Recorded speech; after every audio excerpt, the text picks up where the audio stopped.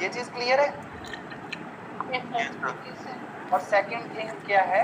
Second thing है indirectly elected. Indirectly elected, ठीक है। तो वही चीज है, ये हो गया पार्लियामेंट्री सिस्टम में, और प्रेसिडेंशियल सिस्टम में वो डायरेक्टली इलेक्टेड है और वही रियल हेड है। मतलब कि जो डिसीजंस है, जितने भी लॉज बनेंगे उसको कौन बनाएगा? प्रेसिडेंट और उसके मिनिस्टर्स। समझ आ गया? Yes sir.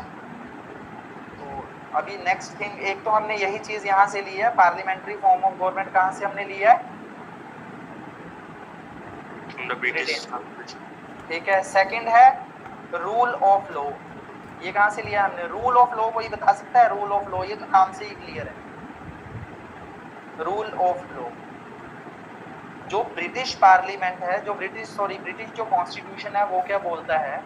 ठीक है, ब्रिटिश का जो कॉन्स्टिट्यूशन है ब्रिटेन का, वो ये बोलता है कि जो लॉ है वो सबसे बड़ा है। ठीक है, इसका मतलब क्या है? अगर लॉ का रूल है, मतलब यहाँ पे क्या है, किसी सिंगल पर्सन का रूल नहीं, जो कानून बोलेगा उसी का ही, समझ रहे हो?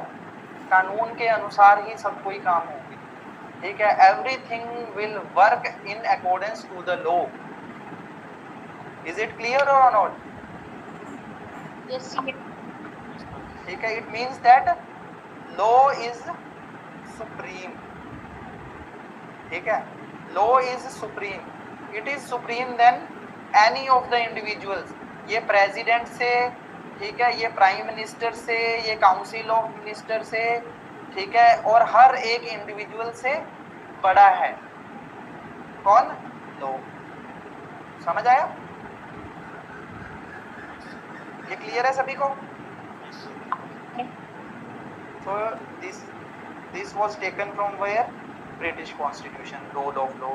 ठीक है, उसके बाद अदर आ गया। नेक्स्ट पॉइंट है, अगला पॉइंट है prime minister and council of ministers. तो जो ये प्राइम मिनिस्टर का ऑफिस है और काउंसिल ऑफ मिनिस्टर का ऑफिस है, ये भी हमने कहां से बोरो किया है?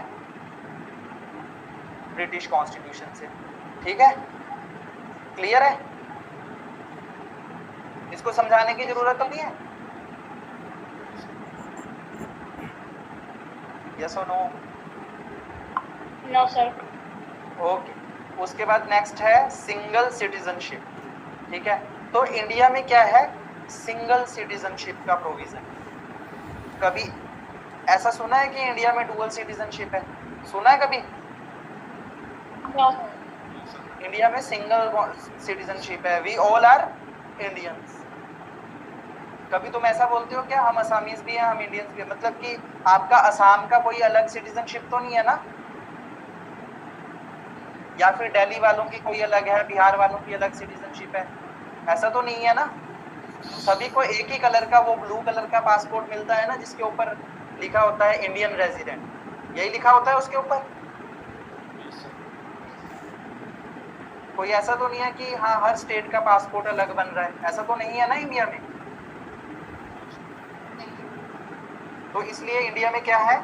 Single citizenship. लेकिन यूएसए में, ठीक है, अब इसका डिफरेंस समझो तब आपको शायद थोड़ा अच्छे से आएगा। यूएसए में क्या है, वहां पे कितनी प्रोविंस है यूएसए में? जैसे इंडिया में कितनी स्टेट्स है अभी इंडिया में? 29। सॉरी मैम, अपना ये इसको फैक्ट को चेक कीजिए, कितनी स्टेट्स है इंडिया में? जल्दी से, hurry up. How many states are there in India? आप इतने बड़े एग्जाम की तैयारी कर रहे हो, यूपीएससी, एपीएससी या फिर गवर्नमेंट एग्जाम्स की तैयारी कर रहे हैं, तो आपको पता होनी चाहिए how many states are there in India. चलो इसको नेक्स्ट क्लास में बताइएगा। And how many union territories are there in India. ठीक है, ये बताओगे ना नेक्स्ट क्लास में सारे?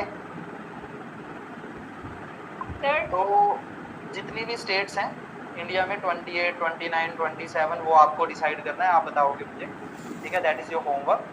सो यूएसए में किसी को पता है कितने प्रोविंसेस है? वहाँ स्टेट्स नहीं बोलते, वहाँ प्रोविंसेस बोलते हैं। तो कितने प्रोविंसेस है यूएसए में, कोई बता सकता है? किसी को आइडिया है? यूएसए में 50 प्रोविंसेस है। कितनी कितनी प्रोविंसेस है यूएसए में? 50। तो यूएसए में कितनी 50 प्रोविंसेस हैं, तो हर प्रोविंस में वहां पे क्या है, यूएसए क्या है, यूनाइटेड स्टेट्स ऑफ अमेरिका। क्या है यूएसए की, वो यूनाइटेड स्टेट्स ऑफ अमेरिका।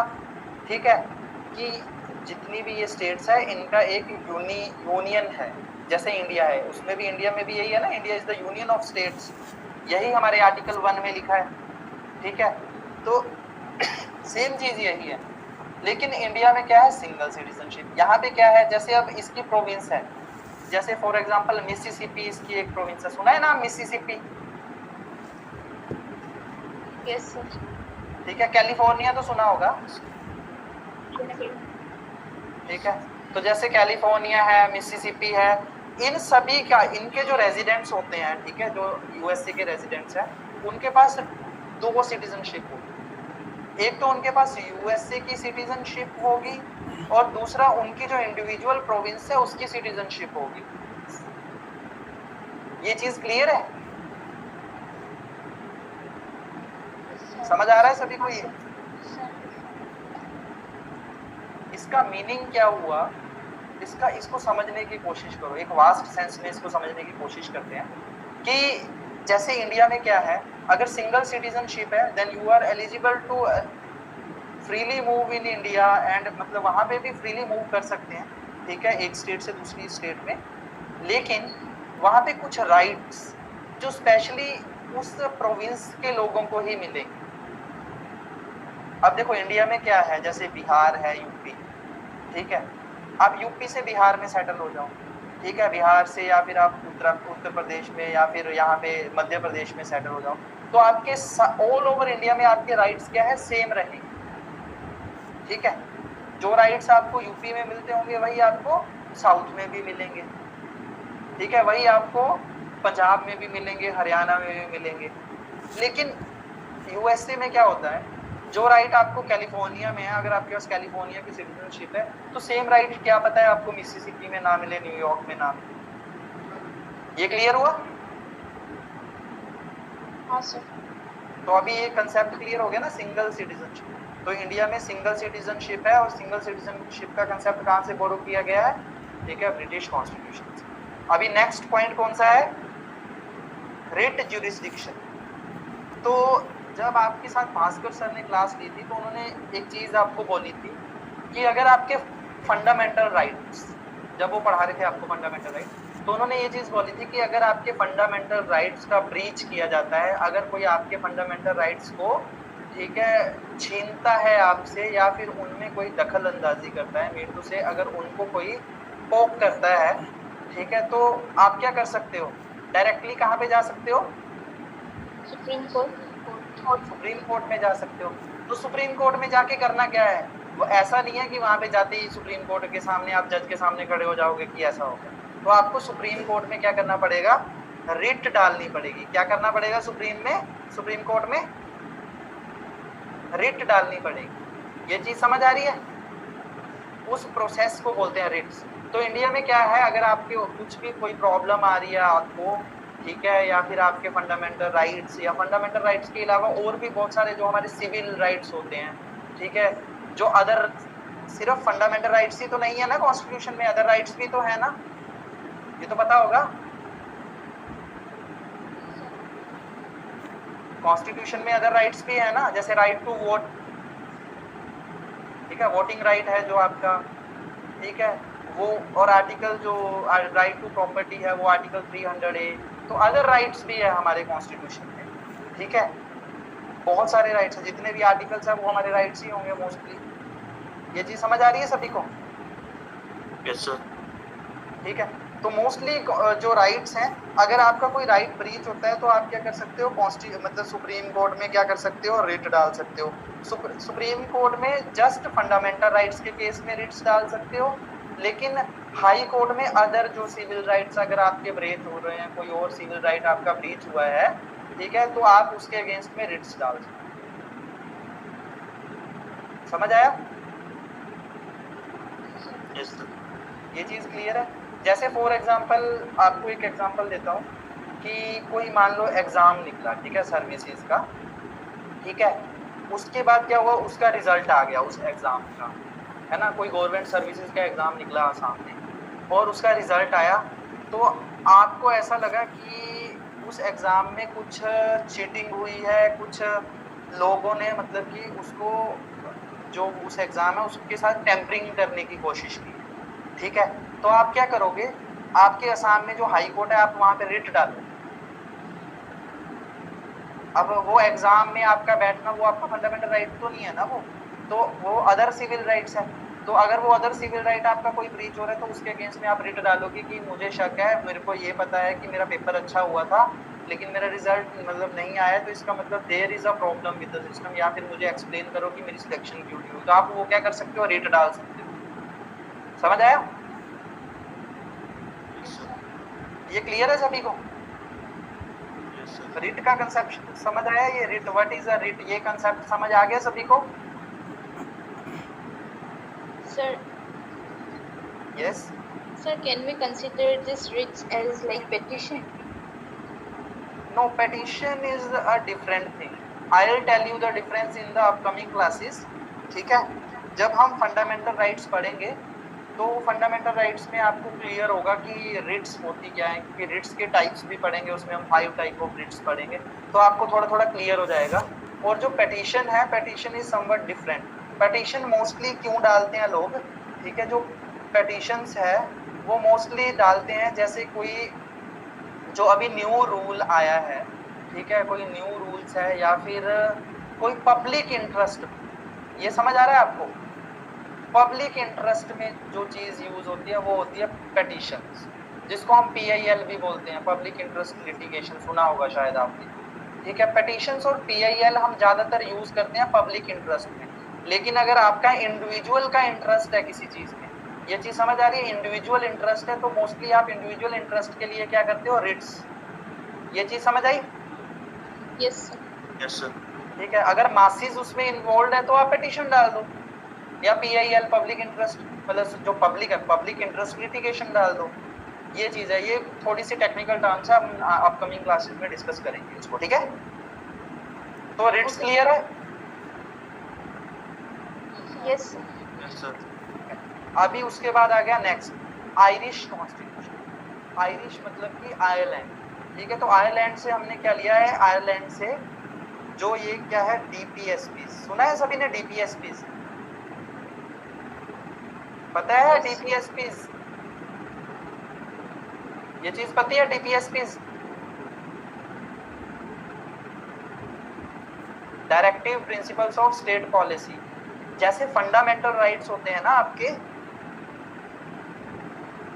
अभी ध्यान से सुनना, जो फंडामेंटल राइट्स हैं, इसका मतलब फंडामेंटल राइट्स का मतलब क्या है कि उनको कोई भी आपसे छीन नहीं सकता, आपसे कोई भी उसको ले नहीं सकता। यही चीज होती है ना फंडामेंटल राइट्स, मतलब फंडामेंटल राइट्स हमेशा आपको मिलेंगे ही मिलेंगे, ये तो पता है। Yes, sir. No one can seize your fundamental rights. Is it clear? Yes, sir. तो लेकिन जो DPSPs है ये भी एक टाइप से फंडामेंटल राइट्स की तरह ही होते हैं, लेकिन अभी क्या है, इनको जरूरी नहीं है, गवर्नमेंट की मर्जी है, इनको फॉलो करे या नहीं करे, ठीक है, या आने वाले टाइम में करे। तो ये है DPSPs, ठीक है। DPSPs में क्या लिखा है कि वेलफेयर स्टेट होनी चाहिए, ठीक है। वेलफेयर स्टेट मतलब कि लोगों की क्या है, इकोनॉमिक ग्रोथ होनी चाहिए, उसमें सब कुछ है लिखा हुआ। सोशलिस्टिक स्टेट होनी चाहिए, ये सब चीज़ें उसमें मेंशन्ड है DPSPs, ठीक है। तो बढ़िया बात है कि सभी की इकोनॉमिक ग्रोथ होनी चाहिए, दिस इज़ वेरी गुड, ठीक है, ये एक अच्छा प्रोविज़न है, ठीक है। सोशलिस्टिक ग्रोथ होनी चाहिए इंडिया की, मतलब सभी के पास सोशली मतलब सभी इक्वल होने चाहिए, तो it is also a good provision.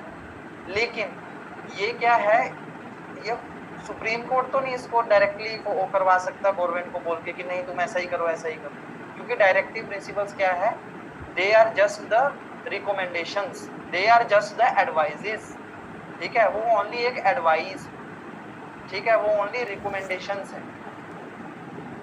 वो क्या चाहिए, वो मतलब रिकमेंडेशन है, वो एडवाइस है, वो उसको हम क्या कर सकते हैं, उसको कोई स्टेट अगर लगाना चाहे या फिर यूनियन सेंटर जो है उसको अपनी उसके रिगार्डिंग में मतलब वो चीज़ अचीव करने के लिए वो कोई लॉ बनाना चाहे, that is well and good, लेकिन फोर्सिबली कोई पर्सन इंडिविजुअली, जैसे मैं हूँ, अगर मैं बोलूँ सरकार को, ठीक है, मैं गवर्नमेंट को बोलूँ कि नहीं मुझे ये वाला DPSPs दो, मतलब मेरे को ये वाला लो दो, तो वो उसके लिए क्या है, उसके लिए मतलब कि वो बाध्य नहीं है, मतलब कि वो क्या है, उसकी मर्जी है गवर्नमेंट की, वो देना चाहे तो दे सकती है, otherwise they can not. If they don't have the ability then they will not. ये चीज क्लियर है? समझ आया फंडामेंटल राइट्स और DPSPs में डिफरेंस समझ आया? हाँ सर। हाँ जी, समझ आ गया ना सभी को? एक बार फिर से समझा दीजिए, मेरा थोड़ा ठीक है, मैं network अभी problem। समझा रहा हूँ। जो फंडामेंटल राइट्स होते हैं, ठीक है, फंडामेंटल राइट्स, और यहाँ पे DPSPs, ठीक है। तो जो फंडामेंटल राइट्स है दे आर एनफोर्सेबल, ठीक है, मतलब कि उनको गवर्नमेंट को लगाना ही पड़ेगा, वो आपसे, जो कोई भी गवर्नमेंट है उसको आपसे छीन नहीं सकती। लेकिन जो DPSPs है, जो DPSPs में लिखा है, ठीक है, वो एनफोर्सेबल नहीं, गवर्नमेंट की मर्जी है, उसको इम्प्लीमेंट भी कर सकती है और नहीं भी इम्प्लीमेंट कर सकती। अब क्लियर है? और बाकी जब इसको मैं फंडामेंटल राइट्स पढ़ाऊंगा आपको, और जब DPSPs पढ़ाऊंगा तो आपको क्लियर कट में बिल्कुल क्लियर करवा देंगे, ठीक है। अभी सभी को समझ आ गया? थोड़ा सा आइडिया हुआ? थोड़ा यस सर। जिसने क्वेश्चन पूछा था उसको आइडिया हो गया? आंसर नहीं आया? यस और नो? जल्दी से बोलिए, आवाज नहीं आ रही आपकी। Yes sir. Okay okay, so next क्या चीज बोरो की है हमने आयरिश कॉन्स्टिट्यूशन से? Method of presidential election. क्या बोरो किया है? Method of presidential election. तो इंडिया में जो प्रेसिडेंशियल इलेक्शन है वो कैसे होता है? इनडायरेक्टली होता है ना? Yes sir. ठीक है, और वो इनडायरेक्टली मेथड क्या है उसका एक एक्चुअली फॉर्मूला है, वो आपको जब हम प्रेसिडेंट पढ़ाएंगे तो प्रेसिडेंट में हम सब कुछ पढ़ेंगे कि प्रेसिडेंट का इलेक्शन कैसे होता है, प्रेसिडेंट का रिमूवल कैसे होता है, प्रेसिडेंट ओथ कब लेता है, उसको ओथ कौन दिलवाता है, वो हम सब कुछ पढ़ेंगे, ठीक है। तो अभी के लिए आपको ओनली याद रखना है कि प्रेसिडेंट का जो इलेक्शन है वो इनडायरेक्टली होता है, और ये मेथड जो है वो हमने कहाँ से बोरो किया है? कहाँ से बोरो किया है? आयरलैंड के कॉन्स्टिट्यूशन से। क्लियर है सभी को? तो अभी नेक्स्ट चलते हैं यूनाइटेड स्टेट्स, ठीक है। जो ये यूनाइटेड स्टेट का कॉन्स्टिट्यूशन है, यूनाइटेड स्टेट्स का कॉन्स्टिट्यूशन मतलब अमेरिका का कॉन्स्टिट्यूशन, समझ आ रहा है? यूनाइटेड स्टेट्स ऑफ अमेरिका का कॉन्स्टिट्यूशन। हमने यूनाइटेड स्टेट्स से क्या लिया है? सबसे पहले हमने क्या लिया है यूनाइटेड स्टेट्स से? Written constitution. क्या लिया है? Written constitution. Written constitution. कोई बता सकता है रिटन कॉन्स्टिट्यूशन का मीनिंग क्या है? कोई ये चीज बता सकता है?